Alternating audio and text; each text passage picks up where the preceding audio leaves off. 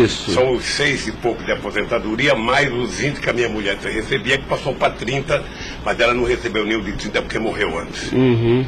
Mais ou menos, então, 26 mil, é isso? Não, pode dar 30 mil. 30 mil reais mensais. Tem mais porque tem doação para os meus filhos. Uhum. Sabe que eu não tenho... Não, mas o senhor, pessoalmente, só quero saber isso. Eu poderia chegar a quanto? 50 mil? Tá, 50 mil reais mensais. Eu não sei, eu tô tentando chutar aqui, doutor. Tá, aproximadamente... Eu posso depois mandar por escrito, sabe, o que... Tá, é porque é importante, porque o juiz precisa fixar O rendimento fixo que eu recebo todo mês é esse, são 6 e pouco da anistia e era 20, agora passou para 30. 26 mil, então. A Lewis que paga. Tá,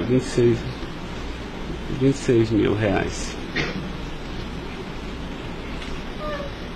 Depois o advogado manda para o senhor aí tá. O total do rendimento das doações. Tá bom. Estado civil viúvo, tá? 4, nenhum menor de idade. Tá. Grau de instrução do senhor. Grau de instrução. Um curso primário e um curso técnico. Tá. Curso primário e curso técnico.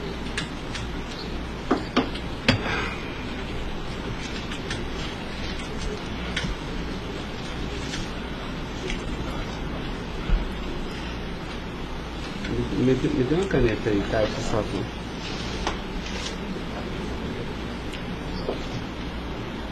Pode gravar, Caio. Senhor Luiz Inácio, eu vou pedir então ao senhor para responder agora as perguntas no microfone, porque a partir desse momento a audiência vai ser gravada, tá?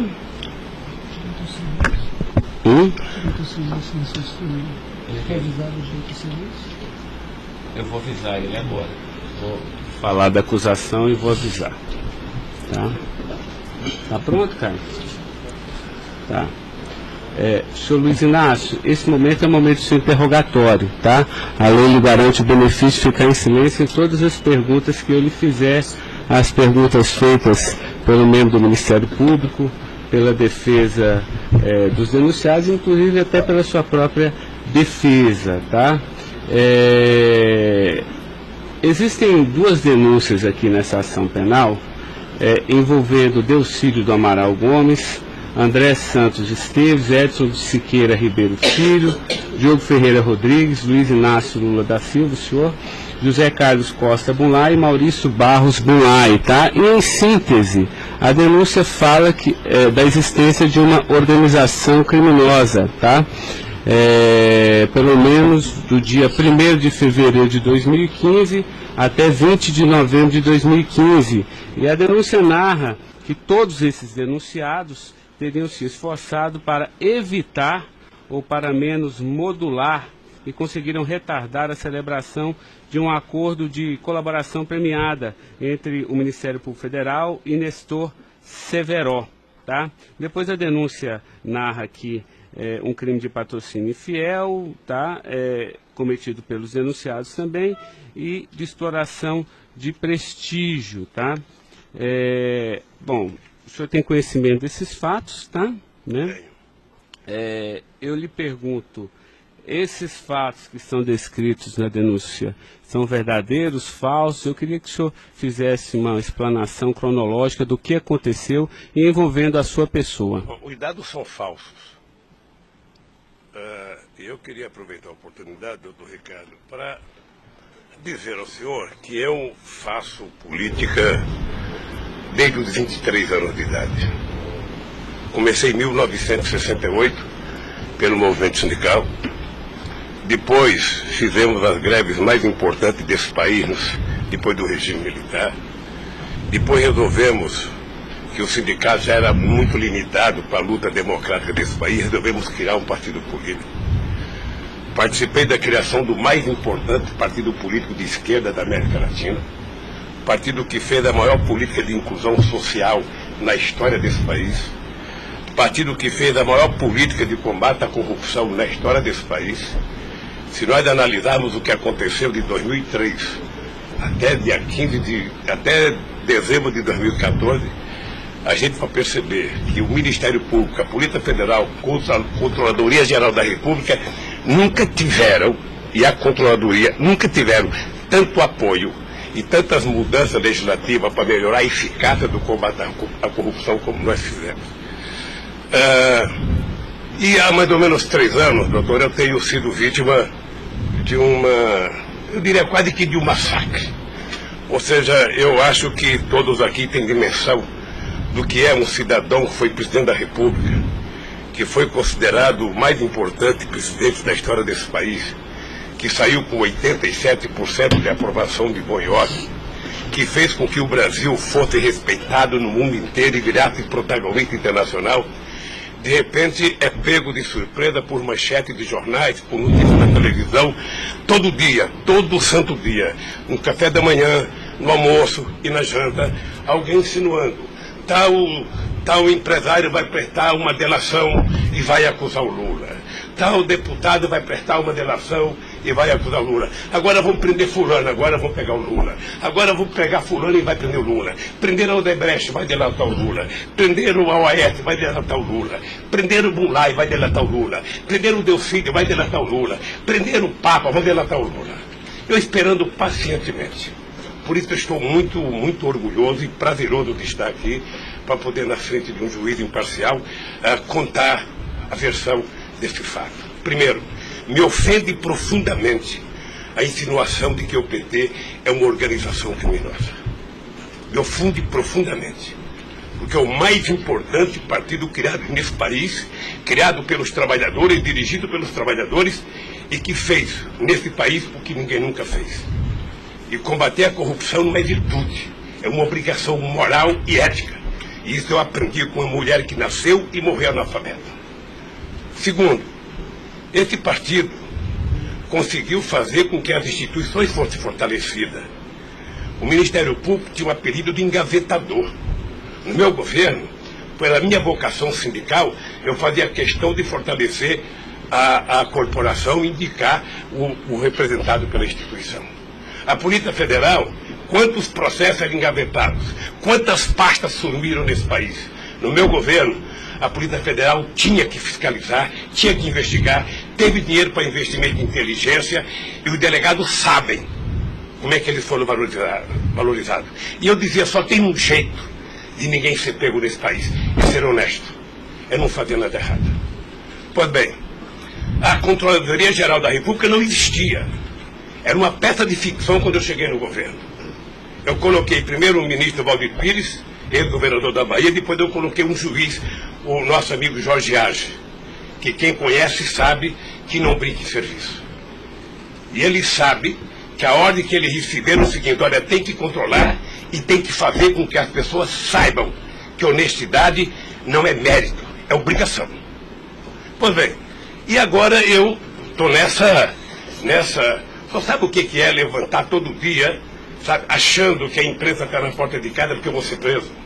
Ah, porque não sei quem delatou Lula vai ser preso, porque não sei quem delatou Lula vai ser preso. E eu tenho dito, eu duvido, antes, durante e depois, os que estão presos e os que vão ser presos, que tenha um empresário ou um político que tenha coragem de dizer que um dia me deu R$10, ou que tenha coragem de dizer que um dia o Lula pediu 5 centavos para ele. Eu não faço isso porque sou melhor do que os outros, não. Eu faço isso porque quem chegou à presidência da República como eu cheguei, depois de perder 3 eleições, não tinha o direito de errar.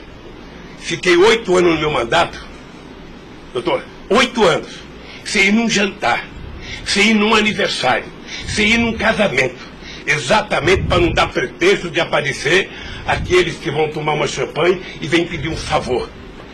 E vem tirar fotografia com o celular para depois explorar essa fotografia. Eu fico orgulhoso de estar prestando depoimento e chateado por uma ilação feita nesse processo contra mim pelo senador Delfídio. Portanto, eu queria lhe dizer que eu estou aqui para responder toda e qualquer pergunta. Se tem um brasileiro nesse momento que quer a verdade e deseja a verdade nesse país, sou eu.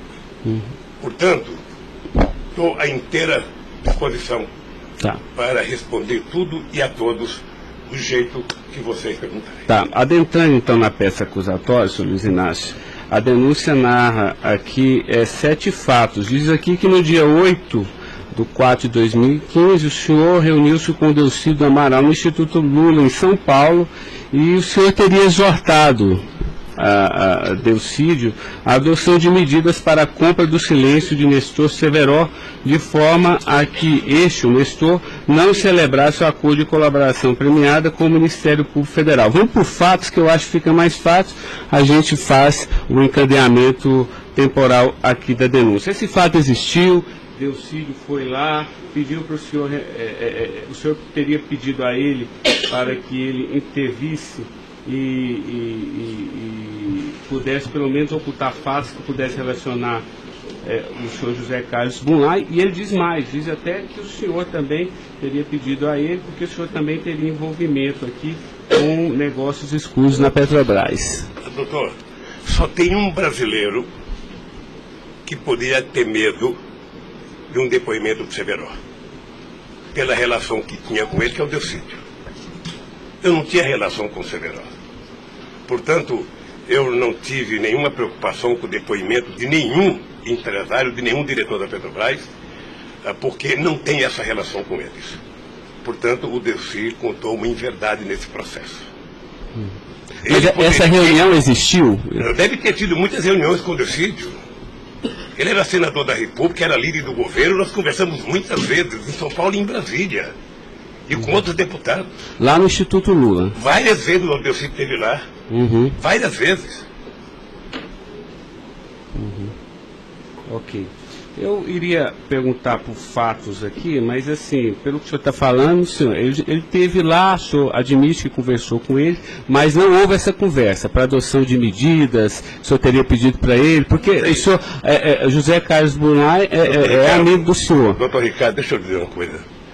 Eu não tenho nenhuma razão para ter qualquer problema com o depoimento do Severo.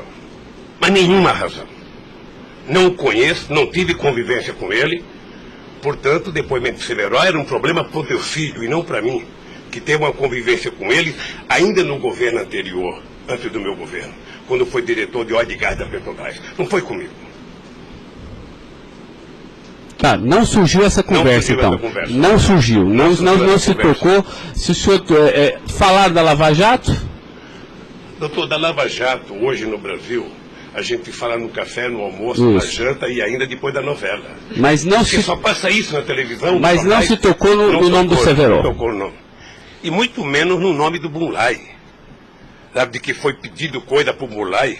É um absurdo. É um absurdo. Eu não sei o que o Delcídio esperou fazer com isso. Certamente, depois de preso alguns dias, as pessoas começam a encontrar um jeito de sair da cadeia e resolve jogar a culpa em cima dos outros. Como é que o senhor reagiu quando ele foi preso? Eu tive uma reação que eu sei que ele não gostou, quando ele citou que o juiz da primeira corte, do Superior Tribunal, ele tinha conversado com ele. Eu disse, esse cara é um imbecil, né? Porque mas nem na morte você citaria se você teve ou não uma conversa com a Suprema Corte sobre um processo. Foi essa reação que eu tive e ele me parece que não gostou da minha reação. Eu fiquei sabendo pela boca de alguns advogados que ele ficou muito chateado porque eu disse que ele era um imbecil. Eu não queria ofendê-lo, apenas achei que a atitude foi equivocada. Tá, eu tenho mais alguns questionamentos, mas depois eu faço na medida que os temas forem agitados aqui pelas partes, tá? O Ministério Público, tem perguntas, doutor? Bom dia. Acabei não vendo a sua chegada, mas não revelo. Em nenhuma dessas reuniões o Delcídio comentou sobre o receio que ele teria sobre as delações do Severo? Não, ele não comentou, mas era sabido por todo mundo que acompanha todo esse processo da relação histórica do Delcídio com o Severo. Tem até um livro publicado por uma jornalista da revista Veja que mostra claramente a relação do Delcídio com o Severo. Era muito antiga, sabe? No governo passado, no governo anterior ao meu, porque ele chegou, acho que até ser ministro interino de Minas e Energia. senhor acredita que a referência ao seu nome tenha sido útil para o Delcídio conseguir a delação premiada? Olha, por tudo que eu vejo todo dia na imprensa, eu acho que tem alguém instigando de falar meu nome. Eu fico sabendo de notícia, não sei se é verdade, nos blogs, nos colunistas, de que todo dia alguém vai prestar depoimento e fala o nome do Lula, cita o nome do Lula, cita o nome do Lula. Eu canso de ouvir isso todo santo dia, sabe? É bem possível que eu vi uma entrevista dele na Globo News que parecia que tinha recebido o prêmio Nobel da delação, a disfarçatez, sabe? Como ele estava se desenvolvendo, eu fui no Roda Viva. Ou seja, depois que fazem a bobagem que fez, se é que fez, ele teria que jogar nas costas de alguém. Primeiro, sabe, a minha relação com o Delcídio era uma relação institucional. E ele sabe disso. Voltando um pouco, o senhor poderia explicar a sua relação com o Bunlai? Veja, eu conheci o Bunlai na campanha de 2000. O PT governava o estado do Mato Grosso do Sul. E eu precisava fazer uma gravação para um programa de televisão da campanha para falar com o setor do agronegócio. E aí o governador do PT disse que tinha um amigo lá e me levou na fazenda dele, me parece que em Miranda. E eu fui nessa fazenda, uma boa fazenda. Até depois eu fui pescar nessa fazenda, fiquei 4 dias no Rio Miranda, não peguei nenhum peixe. Mas gravei um programa, foi um programa de sucesso. Depois eu ganhei as eleições e depois estabeleci uma relação com o Zé Carlos Bunlai. Qual é o conhecimento ou participação que o senhor teve na questão do empréstimo do Banco Chain ao PT que teria sido feito com a intermediação do Bunlai? Eu não, já disse isso, eu não tenho nenhum... Fiquei sabendo de que o Bunlai tinha feito empréstimo pela imprensa. O senhor teve conhecimento de que para quitar esse empréstimo, houve a contratação pela Petrobras, da empresa Chain Engenharia, na questão Fiquei da sabendo também pela imprensa, e me parece que numa pergunta que o Ministério Público já me fez. Após esses fatos, sobre a saída do Cerveró do posto da diretoria da Petrobras, há uma informação na denúncia relativa a divisões de indicações por partido de diretorias na Petrobras. Diretoria de abastecimento seria normalmente indicada pelo PP, diretoria de serviços pelo PT, diretoria nacional pelo PMDB. O senhor tem conhecimento disso? Deixa, doutor Ivan, dizer uma coisa que me parece que está virando costumeiro isso no depoimento, que é a falta de compreensão do que significa um governo de coalizão em qualquer parte do mundo. E parece que tem pessoas com dificuldade de compreender isso. Aliás, no depoimento do presidente Fernando Henrique Cardoso, ele foi muito bem ao explicar o que é um governo de coalizão. Quando você ganha uma eleição, um regime presidencialista de coalizão, você tem que montar o governo. Você precisa construir uma maioria no Congresso Nacional para você poder montar o governo. E você não monta a maioria com quem você quer. Porque se você pudesse, você pegaria só suplente que não foi eleito. Mas como o suplente não vota, você tem que fazer um acordo com quem é eleito, com quem tem mandato. E obviamente que você pode fazer um acordo programático, e nesse acordo programático você pode fazer um acordo de participação no governo. Então os partidos que compõem a base do governo participam do governo, indicam ministros, indicam cargos. Todas as pessoas indicadas são pessoas com mais de 30 anos da Petrobras.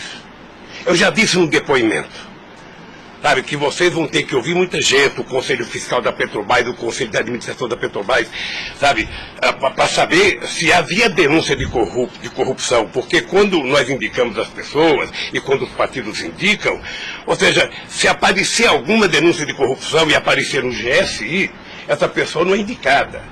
Porque qual é o critério?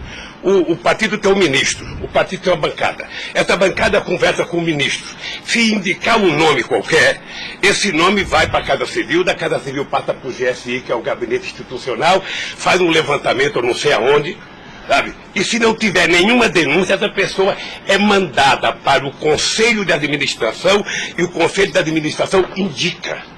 Não é o presidente da República que indica, é o Conselho de Administração. É assim que funciona em qualquer lugar do mundo. Ex-presidente, mas só uma questão relativa a isso. Existe um vídeo no YouTube em que o senhor está inaugurando uma plataforma que o senhor realmente fala que no seu governo a Petrobras se tornou mais transparente e que o senhor participava mais das decisões da Petrobras. É de uma plataforma em Angra dos Reis, isso foi em 2010. Então, deixa, doutor. Aí eu estou lhe perguntando para o senhor explicar. O senhor se lembra desse discurso? Eu sei que é muita coisa, mas eu estou até com um vídeo aqui e eu queria lhe perguntar isso. Senão a gente pode até passar. É que a imprensa dizia que eu vivia fazendo assembleia. Eu fui o presidente que certamente mais visitei a Petrobras. Eu fui o presidente que decidi no governo e com a Petrobras de que era importante que a gente recuperasse o poder de construção de plataforma da Petrobras para a gente não importar da Coreia ou da China, que era preciso criar uma indústria petrolífera forte no Brasil. Por isso é que nós aprovamos a Lei de Conteúdo Nacional. 65% de tudo que fosse construído de plataforma ozônica teria que ser feita no Brasil, para a gente ter uma política industrial, para a gente definir uma política de engenharia, de ciência e tecnologia, porque o Brasil é um país grande, o Brasil não pode ser um serviçal, o país não é uma republiqueta. Este país poderia produzir e atender toda a América Latina e atender toda a África que margeia o rio chamado Atlântico. Lamentavelmente. Não, mas a pergunta é o seguinte, é porque o senhor falou que realmente no seu governo, se participava, o senhor participava mais das decisões. Eu não participava, deixa eu mais falar. as decisões. Se o senhor quiser, a gente pode até ter um vídeo, e eu trouxe aqui aí para o senhor explicar. E Delcy também havia falado isso, que depois do mensalão, o governo federal, a presidência da República, participava mais na Petrobras. Isso ele falou. Deixa eu lhe falar uma coisa, o papel do governo, o governo participa na Petrobras através do Conselho da Petrobras. O Conselho da Petrobras tem vários ministros, tinha ministra de Minas e Energia. Tá? Eu, durante todo o tempo da Petrobras, eu só participei de uma reunião de definição da política estratégica da Petrobras. A discussão de investimento para os próximos 20 anos. Se a gente ia recuperar a indústria naval, se a gente ia recuperar a indústria de sonda, de plataforma, se a gente ia discutir, sabe, exportar, se a gente ia fazer a lei de partilha, se a gente ia fazer com que o petróleo voltasse a ser do povo brasileiro, como nós conseguimos fazer. Nessas decisões estratégicas eu participei de uma reunião. Tá, mas de cargo então não. De cargo não. Porque tem o Fernando Soares que fala que o senhor realmente definia também essas questões. Não definia cargo. Quando havia briga no PMDB, ou não. Quem decidia, se não se decidir, era o senhor que realmente... Deixa eu lhe dizer uma coisa para o senhor. O presidente não indica cargo na Petrobras. O presidente recomenda ao Conselho da Petrobras a indicação de tal pessoa indicada por tal partido político a partir da capacidade técnica das pessoas. É assim que funcionava no governo anterior, é assim que funcionava certamente no governo militar, é assim que deve funcionar hoje. É assim que deve funcionar hoje.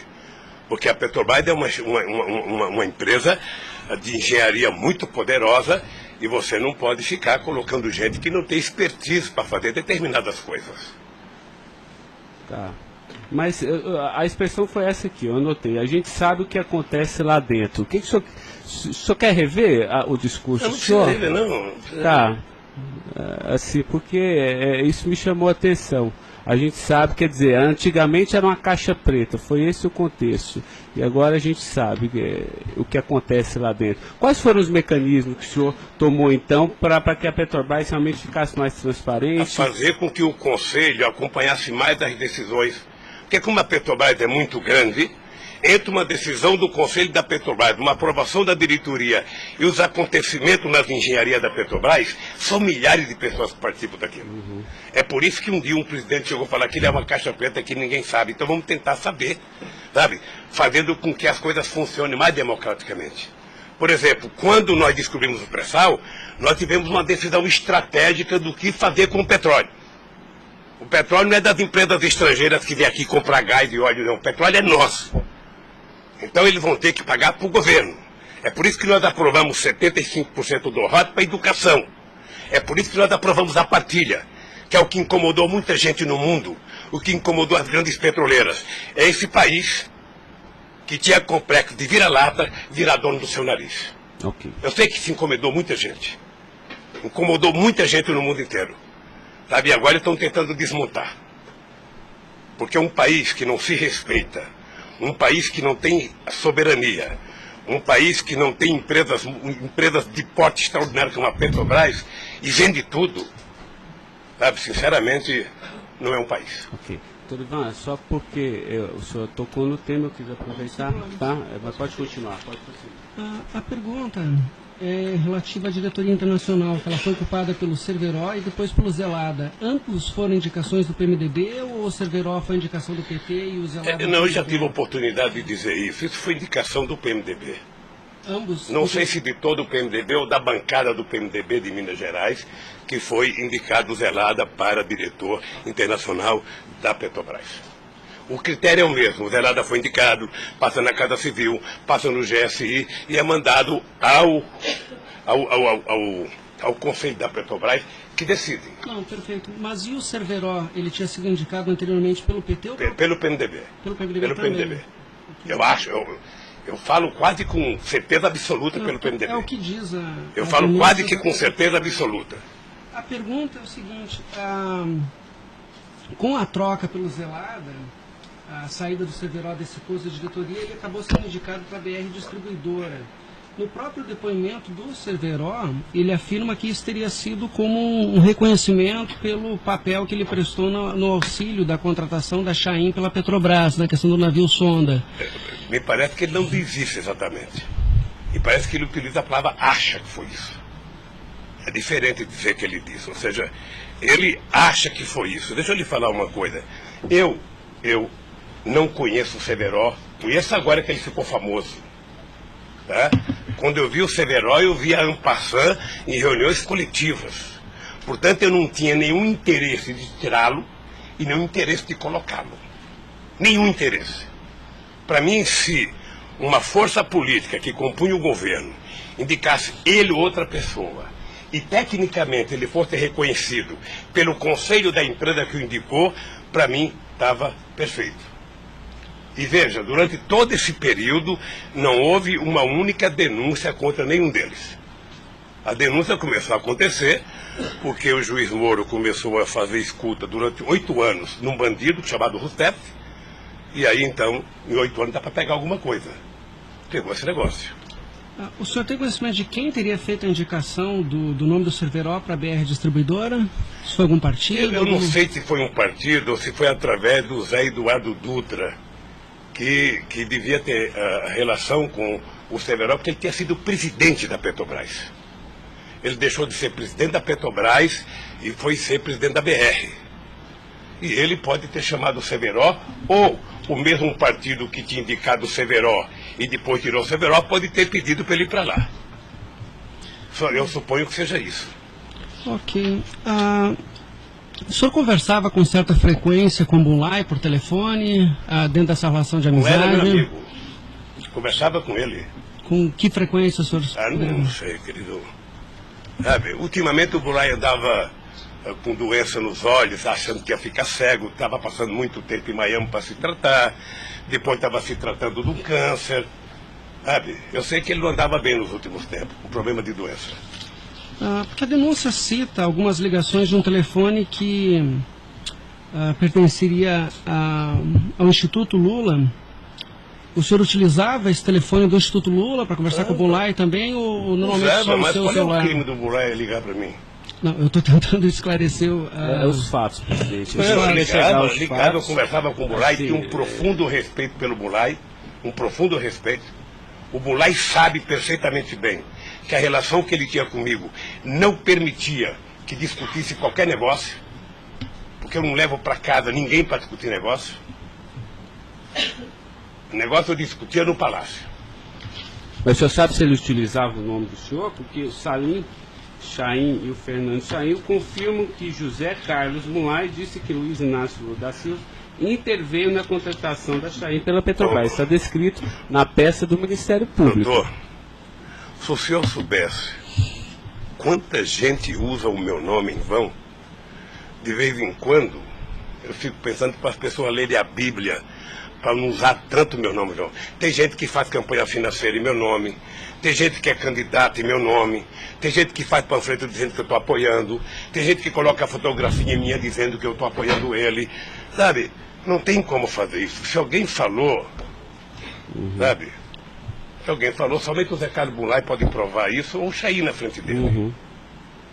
Eu duvido que o Zé Carlos Bunlai, ou algum outro empresário, ou algum outro, desses que já prestaram depoimento, diga que um dia eu chamei ele para conversar sobre tal coisa, sobre qualquer coisa. Sabe por quê, doutor? Porque eu tinha noção de que o único jeito de eu governar esse país dignamente era não permitir qualquer promiscuidade na minha relação com os agentes empresariais ou os agentes políticos.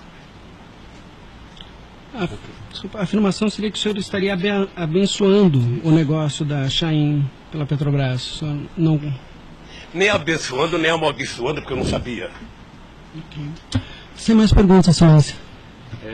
A defesa, então, a sua defesa vai ser a última a perguntar. A sua defesa de Delcídio Amaral.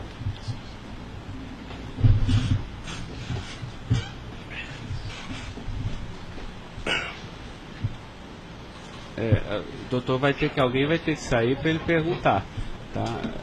Da mesa para que...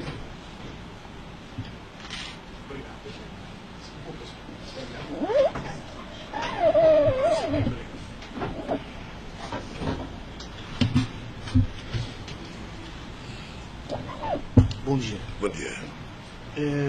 O senhor já mencionou que, de sua parte, não haveria nenhum receio na delação de Nestor Cerveró.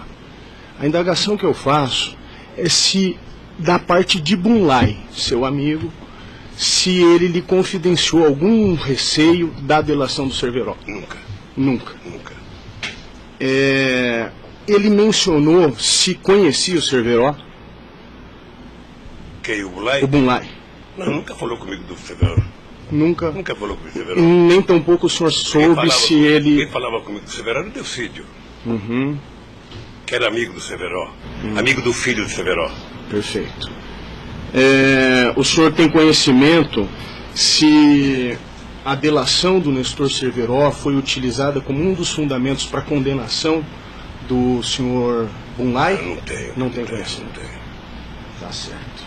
Eram só essas as indagações. Excelência, muito obrigado. Obrigado, senhor vice-presidente. A defesa de André Esteves tem questionamentos? Não tem? A defesa de Edson Siqueira Ribeiro Filho.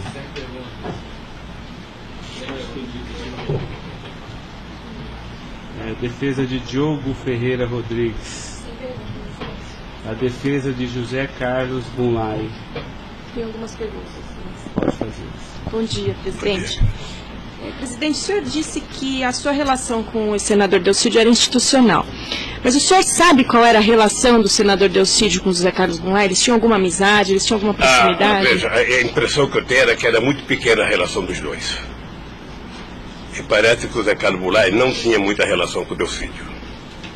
E com a sua mulher, dona Marisa, qual era a relação do José Carlos Bunlai? Eles tinham amizade? A mesma que comigo. O aniversário da sua ex-mulher? Quando ela fazia aniversário? Ele ia no aniversário da minha mulher. Mas o dia do aniversário dela? Dia 7 de abril. O senhor sabe se ele fez alguma ligação para ela no aniversário dela? A ligação do dia 7, eu já fiquei sabendo da ligação do dia 7. Bem. É o mínimo que eu esperava dele, que ele ligasse para ela para dar os parabéns. É só isso, obrigada. Tem alguma pergunta? Tá. A defesa de Maurício Bunlai. Sem questionamentos.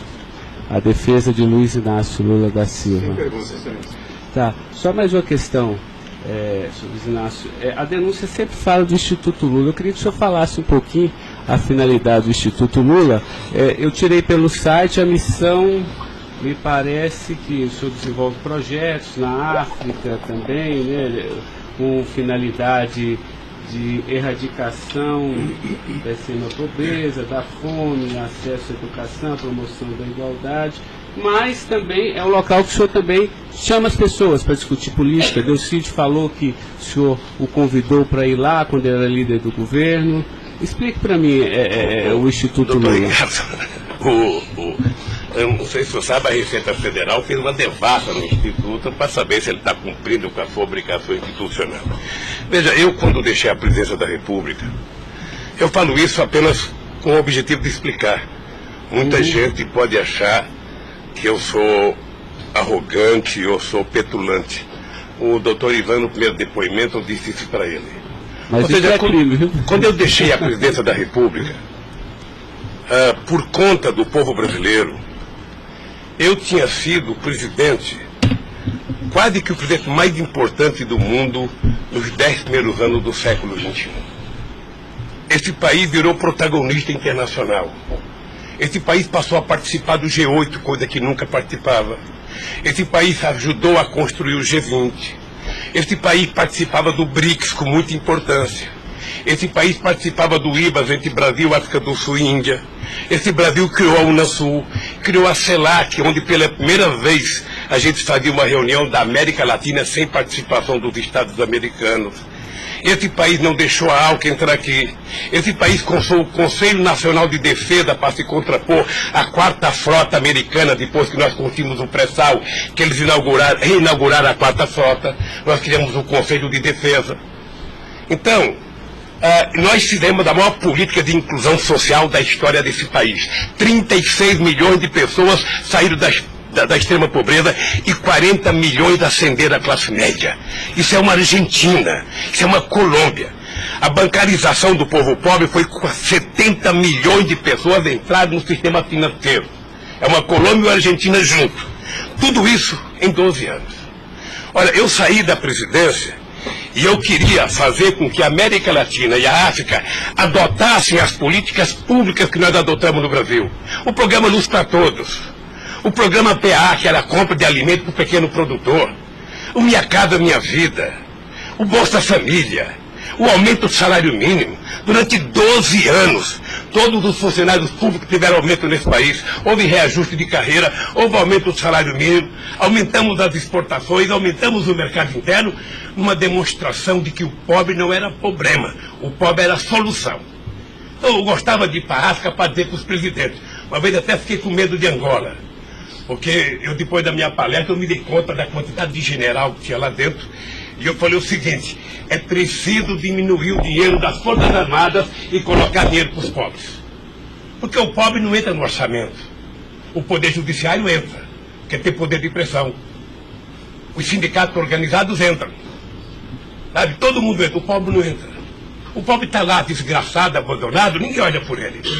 Agora, coloque ele no orçamento. Deixa ele começar a ir no shopping.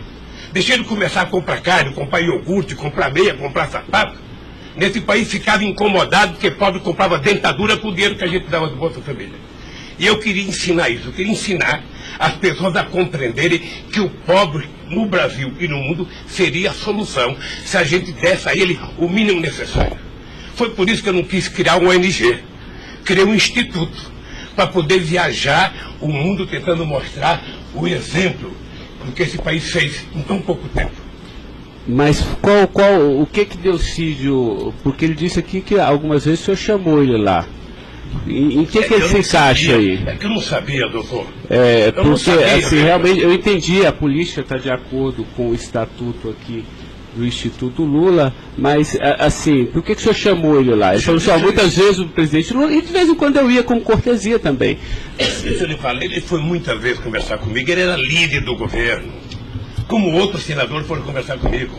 Cada vez que o Delcídio ia no hospital sírio-libanês fazer um check-up ou uma consulta, ele falava, presidente, eu estou aqui no Sírio, eu posso passar aí? Passa, meu filho. Mas o senhor não tratava dessas questões do Instituto? Discutia desde Flamengo a Vasco da Gama, Corinthians, Palmeiras, porque quando duas pessoas se encontram, conversa-se tudo. Mas não era política institucional do Instituto, isso que eu estou perguntando. Política institucional do Instituto, é que eu talvez tenha cometido erro, sabe, que eu deveria ter alugado uma sede do lado. E quando eu discuti esse instituto, ficava numa cadeira, quando eu discutia outra coisa, mudava para outra cadeira. Eu achei desnecessário. Eu achei que a civilização não exigiria essa burocracia toda, porque é uma coisa de burocracia. Eu sou o mesmo ser humano, eu sou presidente de honra do PT, eu sou ex-presidente da República, eu era presidente de honra do Instituto. Eu não decidi as coisas pelo Instituto. O Instituto tem uma diretoria. Eu apenas estava lá. Eu era a figurinha carimbada do Instituto. Era para ele fazer merchandagem. Aqui o Lula, aqui o Lula. Vai conversar com o Bill Clinton, fala com o Lula. Vai conversar com o Tony Blair, fala com o Lula. Vai conversar com o Chirac, fala com o Lula. Vai conversar com o Angela Merkel, fala com o Lula. Sabe, eu tive o prazer, doutor Cláudio, de ser o ex-presidente da República, que em todas as viagens do mundo que eu fiz, depois de deixar a presidência, era recebido pelos presidentes. Esse era o status quo do Brasil. Hoje nós estamos numa situação em que o presidente não tem coragem na Bolívia. Então o país, que era um motivo de orgulho, virou um motivo da tristeza. Pela pequenez que esse país tomou dimensão nos últimos anos. Não, eu não estou emitindo nenhum juízo de valor, mas assim, o que eu quero saber é o seguinte: o senhor também chamava pessoas como líder do Delcídio para conversar sobre outros assuntos. Chamava dirigente sindical, chamava gente do LGBT, chamava negro, chamava índio, chamava todo mundo. Isso. Ali, eu vou dizer uma coisa, sabe qual é o apelido do Instituto? Sabe? Não sei, nunca fui. Posto Ipiranga. Lamentavelmente é assim. Mas não é por causa do Instituto, é por causa do personagem. Sabe? Então todo mundo fala: tem problema em tal lugar? Posto Ipiranga. Tem problema em tal lugar? Posto Ipiranga. E sabe que eu tenho orgulho disso. Eu tenho muito orgulho de fazer 36 anos que eu deixei o movimento sindical e ainda sou amigo de todos os sindicalistas, de todas as correntes, da Força Sindical à CUT. Sou amigo de todos os partidos políticos. Então, se isso é um pecado, se isso é um erro jurídico, se isso incomoda o Ministério Público, a Polícia Federal, sei lá quem, eu vou alugar uma salinha na porta. E sento lá e atendo, e vou deixar em paz, porque não é possível. Não é possível, eu sinceramente, doutor, eu quero lhe agradecer a oportunidade de vir prestar esse depoimento. Eu estou com muita coisa na garganta para falar. Eu estou cansado de ver procurador dizer que não precisa de prova, que ele tem convicção. De juiz dizer: eu não preciso de prova, eu tenho fé, vou voltar com fé. Eu quero provas, alguém tem que dizer, qual é o crime que eu cometi, aonde que eu cometi. Chamar o PT de organização criminosa, se dependesse de mim, cada deputado do PT, cada vereador do PT, cada militante, abrir um processo para quem dizer provar qual é a quadrilha. Porque eu estou cansado, doutor. 71 anos de vida, eu cansei. Cansei de ver as instituições que eu ajudei a criar desde a Constituinte, para valorizá-las, desprestigiadas por comportamento pessoal. Gente que não pode abrir a geladeira, que deu a luz, já começa a dar declaração. Gente que liga o barbeador, começa a falar achando que é o microfone do rádio. Eu cansei disso. Eu sempre valorizei o Ministério Público. Eu sempre valorizei a Polícia Federal. E sempre valorizei o Poder Judiciário. Os ministros podem lhe dizer. Eu indiquei quase todos. Nunca pedi para eles um favor pessoal. E não peço. Porque a instituição tem que ser forte, não para me ajudar, para garantir a democracia desse país. Lamentavelmente, tem pessoas que não pensam assim. Eu, quando vejo um jovem procurador ir para a televisão falar 1h30 e depois dizer: não me peçam provas, eu tenho convicção, não dá, doutor. Não dá para aceitar isso como uma coisa séria nesse país que está jogando a cada vez mais a oportunidade de se transformar num país grande. Nós quase chegamos a ser a 5ª economia mundial. Quase chegamos. Por mediocridade não chegamos. Então eu lamento profundamente. Eu gostaria que meu depoimento fosse tudo numa semana só. Para mim poder desvendar os mistérios todos. E acabar com essa hipocrisia. Fulano vai prestar depoimento, fulano vai delatar, fulano vai não ter das coisas, fulano, e o Lula vai ser citado. Quem sabe está na hora de chamar o dono da Globo, da Record, da Bandeirantes para prestar depoimento para ver se eles me delatam. Porque o que eles dizem que vão me delatar, eu duvido que tenham coragem de me delatar, porque não tem nenhuma prova e nunca conversaram comigo sobre qualquer crime. Doutor, eu aprendi a andar de cabeça erguida. E sabe que custa muito. Para quem nasce na elite, não precisa nada. Mas para quem vem lá de baixo, sabe, não deixar ninguém colocar cangaia no seu pescoço, não é fácil. Esses dias eu sei de uma história, de um depoimento, de um processo que eu abri contra uma jornalista, até vou contar isso que ninguém sabe aqui. E eu acusei uma jornalista que falou, em qualquer país democrático do mundo, ela seria presa, porque ela falou de um presidente da República. E ela foi prestar julgamento. E a advogada, acho que a nossa advogada, me chamou de doutor. Aí o juiz começou a rir. Ah, mas ele não é doutor? Ele não é doutor? Como é que você chama ele de doutor? Não, eu estou chamando dele de doutor porque ele tem vários diplomas de doutor honoris causa. O juiz deu uma gargalhada e pouco tempo depois inocentou a jornalista. Eu vou recorrer até a Suprema Corte. Aos 71 anos eu não sei quanto tempo de vida que eu tenho, mas eu tenho fé em Deus de ver essa jornalista ser lutada.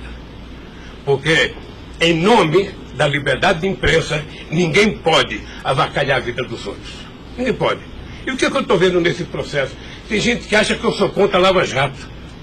Pelo contrário, eu quero que a Lava Jato vá a fundo para ver se acaba com corrupção.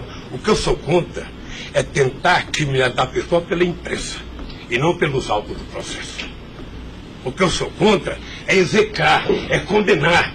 Eu conheço pessoas que tivessem liberdade seriam mortos na rua. Tal é.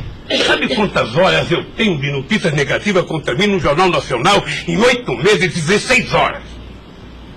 Nenhum político no mundo aguentaria isso. E eu vou matá-los de raiva, porque toda pesquisa vai aparecer na frente. Para eles saberem que nem sempre eles podem brincar com as pessoas. Sabe? Então o juiz, o promotor, o delegado, não tem que ficar fazendo, sabe, pirotecnia com as pessoas. A primeira apura, investigue e condene. Quando condenar, bote na cadeia. E acabou. Sabe, não é tirando fotografia de criança, mostrando casa, mostrando não sei das quantas, inventando mentiras, inventando ilações. Então, quero lhe dizer que o senhor está diante de um homem que está disposto a prestar tantos quanto depoimentos for necessário. E quero que todo mundo saiba, se tem um brasileiro que quer a verdade nesse país, sou eu. E não me venham com mentiras ou com ilações. Porque um cidadão que nasce no Nordeste e não morre de fome até os 5 anos de idade, não tem medo de cara feia. Eu quero defender a minha honra, que é o valor mais importante que eu tenho. Então eu quero lhe agradecer esse depoimento e a liberdade de poder dizer essas coisas que eu até agora não tinha falado, mas eu cansei, eu vou falar. Então, Luiz Inácio, o momento é do senhor, tá? A sua defesa, o senhor tem todo o direito de falar. Só mais uma questão para a gente encerrar, acho que ninguém tem mais questionamentos. O presidente do Instituto Lula, na época, em 2015, era o doutor Paulo Camoto. Ele não participava de nenhuma reunião, assim, com o senhor, às vezes, ou participava, ou era bem informal, como o senhor disse? Eu sou um pouco relaxado, sabe? Delcídio disse aqui que as reuniões eram somente ele e o senhor, que as coisas era só... Não ficava ninguém na sala. É isso? O senhor confirma isso? Eu pelo Delcídio, eu não vou levar muito a sério o que ele disse. Tá? Mas deixa eu falar, eu aqui, quando eu era presidente da República, eu brigava com a minha assessoria que achava que eu tinha que ter uma liturgia. A liturgia é importante, presidente. Você não pode andar no corredor abraçando as pessoas. A porta não pode ficar aberta, sabe? Então, no Instituto, sabe, tem hora que a conversa é pessoal, tem hora que entra 10 pessoas, 5 pessoas, 6 pessoas, 4 pessoas. Mas de total transparência, é isso que o senhor quer falar? Quando uma conversa sigilosa, eu faço uma conversa sigilosa, sabe? Ok. Tá bom. Agradeço a presença do senhor para esclarecer os fatos, tá? Ninguém tem mais questionamentos, então está encerrado a audiência. Na fase do 400.